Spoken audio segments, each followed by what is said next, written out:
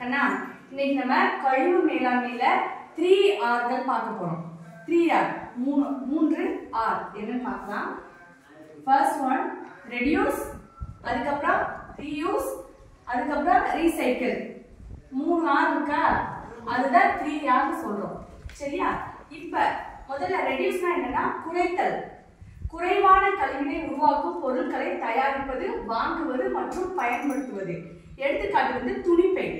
சரியா? துணிப்பையை எங்கனாலும் எடுத்துட்டு போங்க, பிளாஸ்டிக் கவர்ஸ்லாம் யூஸ் பண்ணாதீங்க. இப்போ கறி வாங்க போனா கூட ஒரு சம்பளத்தை எடுத்துட்டு போய் சம்பளத்துல கறியை வாங்கிடுவாங்க. இப்போ நிறைய இடங்கள்ல அது மாதிரி செய்ய ஆரம்பிச்சிட்டாங்க.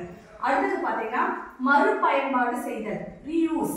இப்ப ஒரு பொருளை மீண்டும் மீண்டும் ஒரே பயன்பாட்டிற்கோ அல்லது வேறு பயன்பாட்டிற்கோ பயன்படுத்துவது. எடுத்துக்காட்டு பழைய துணி. இப்ப வீட்டுல பழைய துணி, இப்ப சேலை பழசாயிடுச்சுன்னு வச்சுக்கோயேன், அதை தூக்கி போடாம ஜன்னலுக்கு ஸ்கிரீனா தச்சு போடலாம். குட்டி குட்டியா கர்ச்சீப், நான் உங்க சொல்லியிருக்கேன், அம்மா பழைய துணியெல்லாம் கர்ச்சீப்பா தச்சுக்கோ அப்படின்னு சொல்லிட்டு இந்த மாதிரி வேற பயன்பாட்டிற்கு நம்ம பயன்படுத்திக்கலாம். அடுத்து மூன்றாவது வந்து மறுசுழற்சி செய்தல், ரீசைக்கிள்.